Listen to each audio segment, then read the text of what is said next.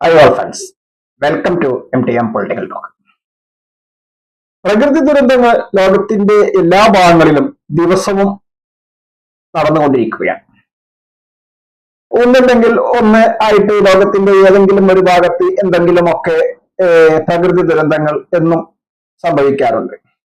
പക്ഷേ സ്ഥിരമായി പ്രകൃതി ദുരന്തങ്ങൾ സംഭവിക്കുന്ന കുറച്ച് രാജ്യങ്ങൾ നമ്മുടെ അടുത്തു തന്നെ ഉണ്ട് എന്നതാണ് യാഥാർത്ഥ്യം. ഇന്നലെ ഫിലിപ്പീൻസിൽ സംഭവിച്ച ഒരു പ്രകൃതി ദുരന്തം, തീവ്രമായ ഭൂചലനം, അതിന്റെ 2-4 ദിവസങ്ങൾക്ക് മുൻപ് കൊടുങ്കാറ്റ്, പിന്നെ ചുഴലിക്കാറ്റ്, ഇതൊക്കെ സ്ഥിരമായി അവിടെ സംഭവിച്ചുകൊണ്ടിരിക്കുകയാണ്. അവരുടെ വീട് നിർമ്മാണ രീതിയും ബിൽഡിംഗ് നിർമ്മാണ രീതിയും ഒക്കെ വ്യത്യസ്തമാണ്. കാരണം ദുരന്തങ്ങൾ ഉണ്ടായാലും അതിൽ നിന്ന് രക്ഷപ്പെടുന്നതിന് വേണ്ടി, അതിൽ നിന്ന് സംരക്ഷിക്കപ്പെടുന്നതിന് വേണ്ടിയുള്ള രൂപത്തിലൊക്കെയാണ് അവർ ഇത്തരം കാര്യങ്ങളൊക്കെ ചെയ്യുന്നത് എങ്കിലും ദുരന്തങ്ങൾ ആ മണ്ണിൽ സ്ഥിരമായി സംഭവിച്ചുകൊണ്ടിരിക്കുകയാണ്. ലോകത്തിലെ ഏറ്റവും കൂടുതൽ ദുരന്ത സാധ്യതയുള്ള രാജ്യങ്ങളിൽ ഒന്നാണ് ഫിലിപ്പൈൻസ്. ഭൂകമ്പങ്ങളും അഗ്നിപർവ്വത സ്ഫോടനങ്ങളും ഇവിടെ ഇടയ്ക്കിടയ്ക്ക് സംഭവിക്കാറുണ്ട്. സമുദ്രത്തിന് ചുറ്റുമുള്ള ഭൂകമ്പ വിള്ളലുകളുടെ ഒരു കമാനമായ പസഫിക് റിംഗ് ഓഫ് ഫയറിലാണ് രാജ്യം സ്ഥിതി ചെയ്യുന്നത്. കൊടുങ്കാറ്റ്, ചുഴലിക്കാറ്റ് ഈ മേഖലയിൽ നാശം സ്ഥിരമായി വിതക്കുന്നു.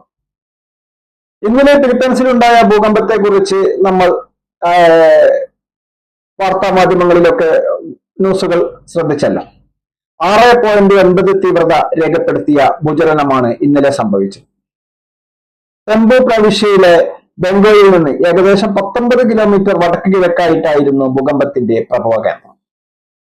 ഇങ്ങനെയൊക്കെയാണ് ഈ ഭൂകമ്പവുമായി ബന്ധപ്പെട്ട വാർത്തകൾ സ്ഥിരമായി വന്നുകൊണ്ടിരിക്കുന്നത്. ലോകത്തിന്റെ ഏറ്റവും കൂടുതൽ ദുരസാധ്യതയുള്ള ഒരു സ്ഥലമാണ് ഫിലിപ്പൈൻസ്. അവരുടെ നേരത്തെ സൂചിപ്പിച്ചതുപോലെ തന്നെ അവരുടെ ബിൽഡിംഗ് നിർമ്മാണ രീതിയും വീടുകളുടെ നിർമ്മാണ രീതിയും ഒക്കെ വ്യത്യസ്തമാണ്. കൂടുതൽ ഫോട്ടോ ക്യാബിൻ രൂപത്തിലുള്ള വീടുകളൊക്കെ അവർ നിർമ്മിച്ചു വരുന്നു. എന്നിരുന്നാലും കൂടുതൽ ഭൂകമ്പ സാധ്യത, ദുരന്ത സാധ്യത, ചുഴലിക്കാറ്റ്, കൊടുങ്കാറ്റ്, ഇതൊക്കെ അവിടെ സ്ഥിര സംഭവങ്ങളാണ്. എന്താണ് ഇപ്പോൾ ഇതിന് ഒരു പരിഹാരം എന്ന് ലോക കാലാവസ്ഥ വിദഗ്ധരൊക്കെ അഭിപ്രായപ്പെടുന്നത് എങ്കിലും ഇതിന് പരിഹാരം പറയത്തക്കതായിട്ടൊന്നുമില്ലല്ലോ. ഇതിന്റെ പ്രകൃതി ദുരന്തം ഉണ്ടാകുമ്പോൾ നേരിടാനുള്ള അതിന്റെ വഴികളാണ് ഇനി ചിന്തിക്കേണ്ടത്. മറിച്ച് കാര്യങ്ങളൊന്നും സാധ്യമല്ല എന്നത് തന്നെയാണ് യാഥാർത്ഥ്യം. പ്രകൃതിയുടെ പ്രതിഭാസങ്ങളാണല്ലോ. അപ്പോൾ അവരുടെ നിർമ്മാണ രീതികളും അവരുടെ വീടുകളുടെ നിർമ്മാണ രീതിയും ഒക്കെ വ്യത്യസ്തമാണ്. നമ്മളെക്കാൾ അവരെ അത്രയധികം കോൺക്രീറ്റുകളൊന്നും ഉപയോഗിക്കാതെ തന്നെ ഫോട്ടോ ക്യാബിൻ രൂപത്തിലുള്ള ബിൽഡിങ്ങുകളും വീടുകളും ഒക്കെയാണ് അവർ രൂപകൽപ്പന ചെയ്യുന്നത്. ഇപ്പൊ ഇന്നലെ ഉണ്ടായ ദുരന്തത്തിൽ ഒരു കളി നടന്നുകൊണ്ടിരിക്കുക, ബാസ്കറ്റ്ബോൾ കളി നടന്നുകൊണ്ടിരിക്കുന്ന സ്ഥലത്ത് നിന്ന് ജനങ്ങൾ ഓടി രക്ഷപ്പെടുമ്പോൾ മതിലിടിഞ്ഞു വീണും ഒക്കെ.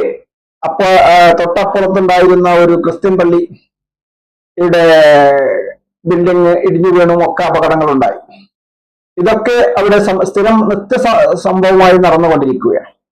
അപ്പോൾ ഇതിനുള്ള പരിഹാരം എന്ന് കാലാവസ്ഥ വിദഗ്ധരൊക്കെ അഭിപ്രായപ്പെടുന്നത് ദുരന്തങ്ങൾ തടയുവാൻ, പ്രകൃതി ദുരന്തങ്ങൾ നേരിട്ട് ആർക്കും തടയുവാൻ സാധ്യമല്ല. അപ്പോൾ അതിനുള്ള പരിഹാര മാർഗങ്ങളാണ് ഇപ്പോൾ അവർ ആ വഴിക്ക് മാത്രമാണ് അവർ ചിന്തിക്കുന്നത്. കാരണം ഫോട്ടോ ക്യാബിൻ രൂപത്തിലുള്ള വീടുകളും ബിൽഡിങ്ങുകളും ഒക്കെ നിർമ്മിച്ച് ഇതിനെ നേരിടുക എന്ന് തന്നെയാണ് ഇപ്പോഴത്തെ അവരുടെ രീതി. ലോകത്തിലെ ഏറ്റവും കൂടുതൽ ദുരന്ത സാധ്യത ഉള്ള ഒരു രാജ്യങ്ങളിൽ ഒന്നാണ് ഫിലിപ്പൈൻസ് എന്ന് നേരത്തെ സൂചിപ്പിച്ചല്ലോ. ഭൂകമ്പങ്ങളും അഗ്നിപർവ്വത സ്ഫോടനങ്ങളും ഇവിടെ നിത്യസംഭവങ്ങളായി മാറിയിട്ടുണ്ട്. അതുകൊണ്ട് തന്നെ അവർ ഇതിനൊക്കെ നേരിടുവാനുള്ള അതിന്റെ രൂപകൽപ്പനയിലാണ് ഇപ്പോഴും ആ രാജ്യം മുന്നോട്ട് പോയിക്കൊണ്ടിരിക്കുന്നത്. സ്ഥിരമായി പ്രകൃതി ദുരന്തങ്ങൾ അവരെ വേട്ടയാടുകയാണ്. ഇതാണ് നമ്മൾ ഇന്നത്തെ സ്റ്റോറിയിൽ ഇവിടെ സൂചിപ്പിക്കുന്നത്. കാരണം ഒരു പ്രകൃതി ദുരന്തങ്ങളെ നമുക്ക് തടയുവാനോ മറ്റോ സാധ്യമല്ല. അപ്പോൾ നമ്മൾ അത് നേരിടുന്ന രീതി, അതാണ് ഫിലിപ്പൈൻസ് ആവിഷ്കരിച്ച് നടപ്പാക്കിക്കൊണ്ടിരിക്കുന്നത്. അവരുടെ അത് നേരിടുന്നതിനുള്ള രീതി, അവരുടെ അതുമായി ബന്ധപ്പെട്ട ബിൽഡിങ്ങുകളും അതിന് നേരിടാൻ പാകത്തിലുള്ള വീടുകളും ഒക്കെയാണ് അവർ നിർമ്മിച്ചുകൊണ്ടിരിക്കുന്നത്. അതുതന്നെയാണ് അതിനുള്ള ഉത്തമ വഴിയും എന്ന് തന്നെയാണ് ഈ മേഖലയിലെ വിദഗ്ധരൊക്കെ അഭിപ്രായപ്പെടുന്നത്. ഈ മേഖലയിലെ കാലാവസ്ഥാ മേഖലയിലെ വിദഗ്ധരൊക്കെ കൊടുക്കുന്ന നിർദ്ദേശങ്ങൾക്ക് അനുസൃതമായ പ്രവർത്തനങ്ങളാണ് ആ പ്രദേശത്തെ ഭരണാധികാരികളൊക്കെ നടത്തിക്കൊണ്ടിരിക്കുന്നത്. അതുകൊണ്ട് തന്നെ അവർക്ക് ദുരന്തങ്ങൾ ഉണ്ടായാലും കൂടുതൽ ആൾനാശങ്ങളിലേക്കോ മറ്റുള്ള നഷ്ടങ്ങളിലേക്കോ പോകാതെ അവരുടെ ദുരന്തങ്ങളെ നേരിടുവാൻ കഴിയുന്നുണ്ട് എന്നതാണ് യാഥാർത്ഥ്യം. ഇതാണ് നമ്മൾ ഇന്നത്തെ സ്റ്റോറിയിൽ പങ്കുവെക്കുന്നത്. തീർച്ചയായും പ്രകൃതി ദുരന്തങ്ങൾ എന്നും ലോകത്തിന്റെ എല്ലാ ഭാഗത്തും നാശങ്ങൾ വിതക്കാറുണ്ട്. അതിൽ നിന്നൊക്കെ നമുക്ക് സംരക്ഷണം കിട്ടട്ടെ എന്നുകൂടി പറഞ്ഞുകൊണ്ട് ഈ വീഡിയോ അവസാനിപ്പിക്കുകയാണ്.